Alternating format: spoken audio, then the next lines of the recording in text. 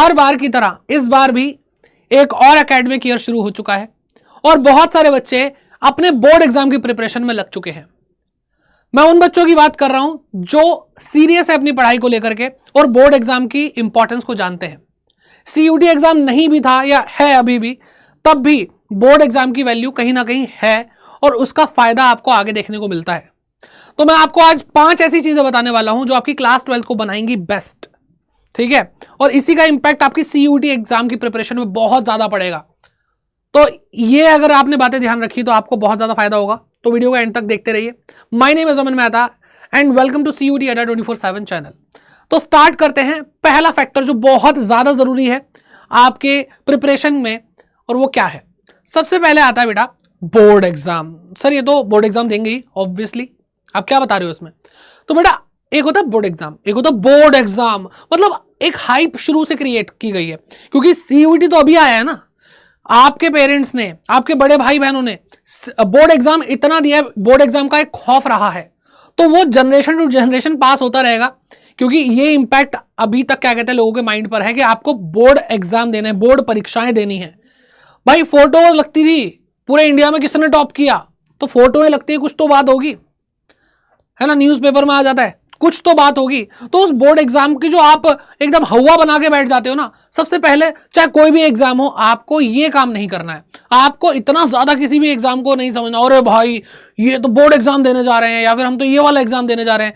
आपने अपनी साइकोलॉजी को समझाना है। आप अगर पहले ही अपने आप को एग्जाम को लेकर के इतना डरा दोगे तो आपकी प्रिपरेशन बहुत एडवर्सली अफेक्ट हो जाएगी, ठीक है। तो जो मेंटल हमारा स्टेट है, जो हमारे माइंड के ऊपर असर पड़ रहा है और हमारा माइंड जो हमें बता रहा है वो ही हम रिफ्लेक्ट करने लगते हैं और उससे हमारी जो प्रिपरेशन है वो बहुत ज्यादा अफेक्ट हो जाती है। तो ये काम बिल्कुल भी नहीं करना। अच्छे से चीजों को समझेंगे, अच्छे से समझेंगे कि भाई एग्जाम है ना, ऐसा नहीं है कि भाई लाइफ और डेथ का सवाल है, ऐसा कुछ नहीं है। तो अपने आप को बोले एग्जाम है, मैं प्रिपेयर कर लूंगा, आई एम द बेस्ट, हो जाएगा काम। ये आपकी पहली शुरुआत है, पहला कदम है आपके एग्जाम की अच्छी प्रिपरेशन के लिए और आपकी क्लास 12th बेस्ट हो जाएगी क्योंकि आप ना फिर उस डर में नहीं जियोगे, आप अपनी इस प्रोसेस को एंजॉय करोगे और जो प्रोसेस को एंजॉय करते हुए सीखता चला जाता है वो परमानेंट नॉलेज लेके रखता है। फिर बात करते हैं आगे। फिर आता है बेटा रिवीजन और रिपीटेड रिवीजन। अगर आपने अभी से ही एक सिस्टमैटिक तरीके से पढ़ना शुरू कर दिया, टाइमली आपका जो सिलेबस है वो कवर हो जाएगा। थोरली आप पढ़ाई करो, अच्छे से कंसेप्ट पढ़ो और उसके बाद मल्टीपल रिवीजन करो, मिनिमम 3 रिवीजन, और आप इसको 5-6 रिवीजन भी ले जा सकते हैं इस साल में।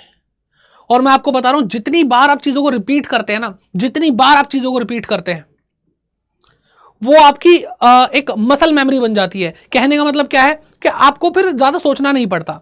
मैं आपको एक एग्जाम्पल देता हूं। एग्जाम्पल के लिए हम लोगों को क्या करना होता है भाई, हम लोगों को नोट्स बनाने होते हैं।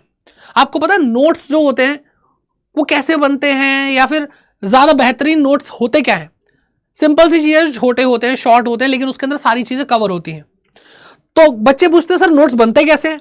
तो बेटा नोट्स बनाने का सबसे सिंपल तरीका यह है कि जितना दिमाग में होगा उतना नोट्स में कम लिखा जाएगा और जितना कम दिमाग में होगा उतना नोट्स आप ज्यादा लिखोगे, बड़े बनाओगे, है ना। अब किसी को कुछ आता ही नहीं तो उसको तो हर एक चीज इंपॉर्टेंट लगेगी, तो जब वो नोट्स बनाएगा तो दूसरी किताब लिख देगा, फोटोकॉपी कर देगा। आ रही है बात समझ में? तो इसलिए रिवीजन ऐसा करो कि भाई आप उस चीज को क्रिस्प करते चले जाओ। नोट्स ऐसे बनाओ कि आपको भाई, आप क्या कहते हैं, उस चीज को अपने दिमाग में बैठा लो। अगर आपके दिमाग में ही वो चीज बैठ जाएगी तो उसका रिवीजन बहुत बार हो जाएगा। फॉर एग्जांपल एक चैप्टर आता है सीयूईटी में, NPO, not for profit organisation. मैं उसके नोट्स बनाता ही नहीं हूं क्योंकि वो सब कुछ दिमाग में आ चुका है, वो सब कुछ ही दिमाग में आ चुका है। तो इसीलिए बेटा आपको अपने ब्रेन को इस तरह से प्रिपेयर करना है कि आप इतना अच्छा पढ़ो कि वो चीज आपको एक पेज पे आप उतार सको। और जब कोई चीज को आप शॉर्ट और क्रिस्प कर देते हो तो उसको रिवाइज करना बहुत आसान हो जाता है। तो पहली जब रीडिंग करो, चीजों को समझो, तुरंत नोट्स बनाओ, ठीक है। नोट्स बन गए तो अगला जो आप क्या कहते हैं लैप लेने वाले हैं, उसके अंदर आप क्या करोगे बेटा, आप सारे क्वेश्चन, पहली बार में आपने सारे क्वेश्चन गिन गिन के एक एक करें, अपने हाथों से सॉल्व करिए। उसके बाद जब दूसरी बार करोगे तो उसमें सिलेक्टेड क्वेश्चन करोगे। अब इसके ऊपर आऊंगा मैं कि क्वेश्चन कौन कौन से करने, कैसे कैसे करने, एक स्ट्रैटेजी बताऊंगा जो एंड में आप मतलब सोच नहीं सकते, आपकी क्लास 12th का लेवल को यहां से यहां लेके चले जाएगी। ठीक है, तो चलिए आगे बढ़ते हैं तब तक और देखते हैं प्रेशर के बारे में बात करते हैं, क्योंकि प्रेशर बहुत होता है बच्चों के ऊपर पढ़ाई का। तो यहां पे मैं आपको एक ग्राफ दिखाने वाला हूं जो आपको बहुत अच्छे से एक्सप्लेन करेगा कि भाई प्रेशर लेना चाहिए नहीं लेना चाहिए, प्रेशर लेने से होता क्या है। तो भाई आपके सामने ये ग्राफ दिखाई दे रहा है, आपका प्रेशर जो है ना वो आपकी परफॉर्मेंस को अफेक्ट करता है। तो बेटा देखो प्रेशर यहाँ पे देखो, यहाँ पे अगर प्रेशर है तो यानी कम है प्रेशर, कम है तो भाई परफॉर्मेंस भी कम। यानी ये वो बच्चे हैं जो बहुत लाइटली ले रहे हैं, या हाँ ना हो जाएगा ना यार, चिल यार। बेटा आपकी 12th क्लास आपके CUT में आएगी, आपके जो 12th क्लास के बेसिक्स हैं वो आपके कॉलेज में काम आएंगे। तो 11-12 तो आपके लिए बेसिक था आगे की पढ़ाई का, तो लाइटली नहीं ले सकते। ठीक है, तो यहाँ पे आपने प्रेशर कम लिया, लेकिन अगर आप सोचो आप प्रेशर ज्यादा लेने लग जाओ, बहुत ज्यादा लेने लग जाओ बेटा, तब भी आपकी परफॉर्मेंस लो रहेगी। तो इसका मतलब क्या है, ना आपको प्रेशर कम लेना है ना आपको प्रेशर ज्यादा लेना है, दोनों ही केस में आपकी परफॉर्मेंस जो थी वो कम थी।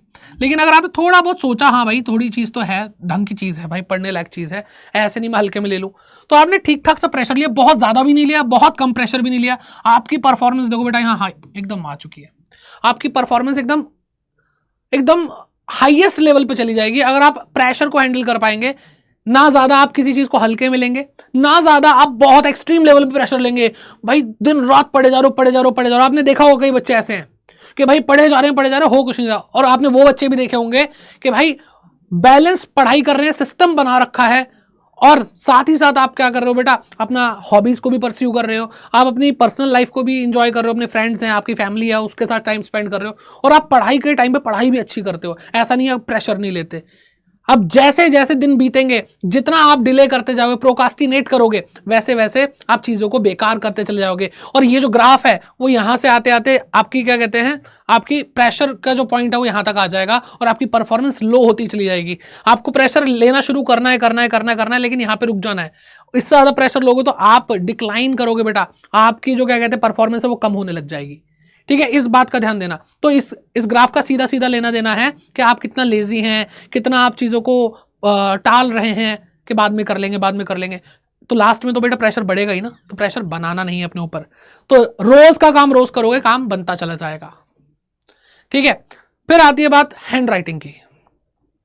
तो हैंड राइटिंग अगर आप देखो बेटा, ऐसे प्यार से लिखोगे, सजा सजा के, ठीक है, लिखे जो खत तुझे, ठीक है, वो तेरी याद में, ऐसा कुछ मत करना बेटा, इतना सजा के लिखने की जरूरत नहीं है।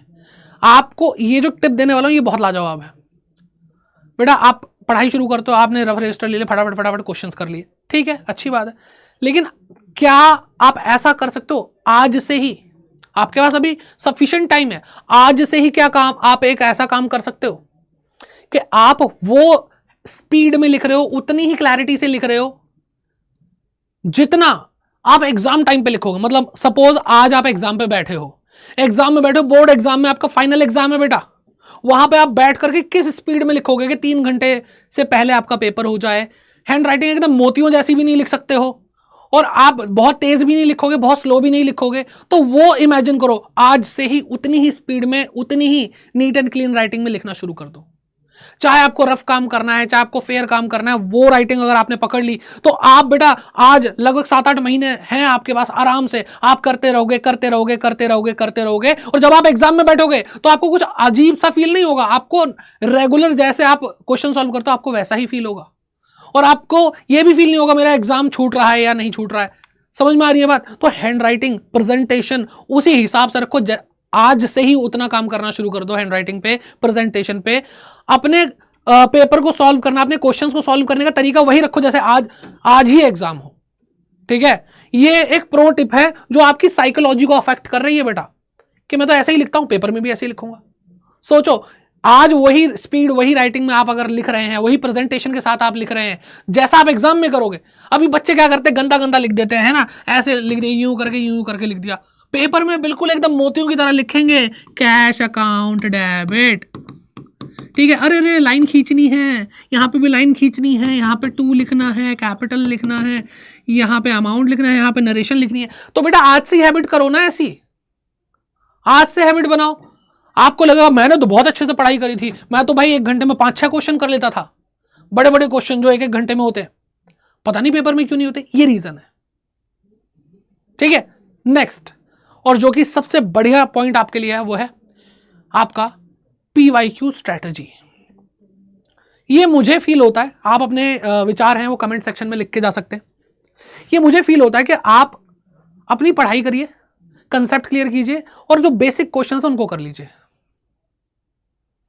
बेसिक क्वेश्चंस को कर लीजिए और सीधे PYQs करिए, क्योंकि आपको एट द एंड वही क्वेश्चन करने हैं, वही क्वेश्चन आपको देखने को मिलेंगे आपके एग्जाम में जो पहले पूछे गए हैं। PYQ में ये नहीं कहता 100% जो प्रीवियस ईयर क्वेश्चंस हैं उसी में से आता है, लेकिन वैसे ही क्वेश्चन आते हैं।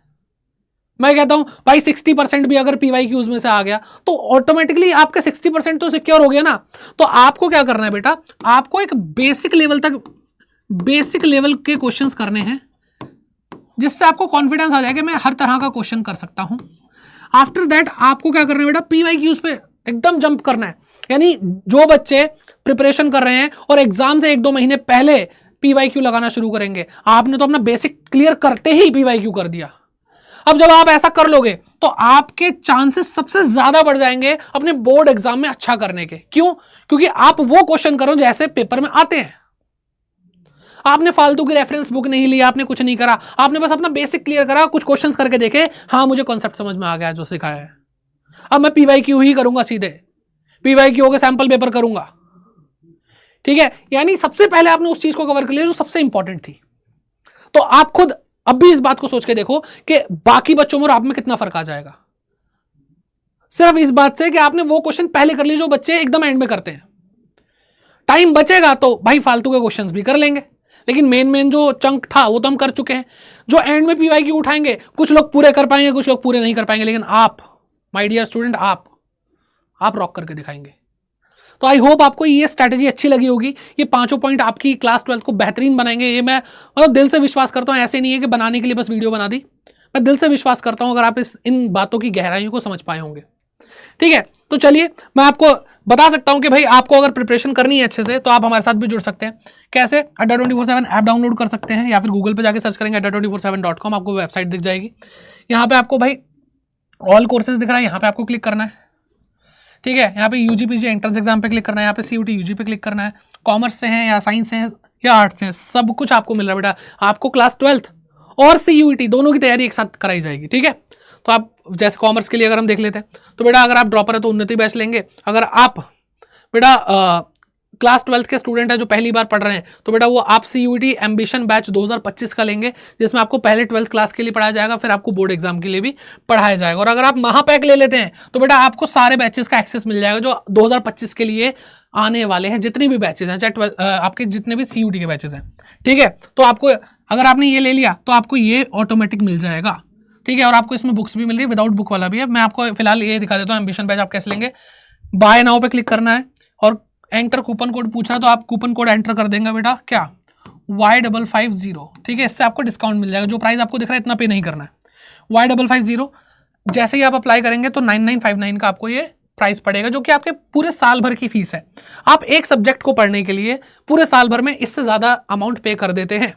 ठीक है, एक सब्जेक्ट को पढ़ने के लिए, लेकिन यहाँ पे आपको भाई आपके CUT के सारे जितने भी क्या कहते हैं टॉपिक्स हैं, जितने भी सब्जेक्ट है वो पढ़ाए जाएंगे जो आपके क्लास 12th के हैं। अकाउंट, BST, इकोनॉमिक्स, मैथमेटिक्स, वो सब पढ़ाया जाएगा बेटा। ठीक है, तो ये आपके लिए बहुत ही कम प्राइस पे एक अच्छा कोर्स है। और हम CUT में भाई बहुत टाइम से पढ़ा रहे हैं, शुरू से ही पढ़ा रहे हैं और लीड करते हैं पूरे इंडिया में और सबसे ज़्यादा रिजल्ट भी देते हैं। तो 12th क्लास और CUT आप हमारे भरोसे बिल्कुल विश्वास से छोड़ सकते हैं। तो मिलते हैं आपसे बैच के अंदर। Bye bye, take care and keep growing.